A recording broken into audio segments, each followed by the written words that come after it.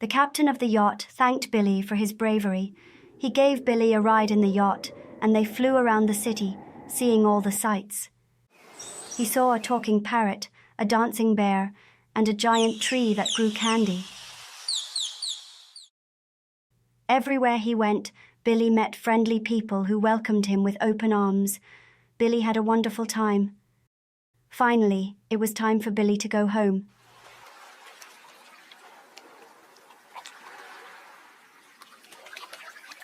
The boat flew back over the clouds and landed by the river. Billy got off the boat and ran home to tell his parents all about his amazing adventure.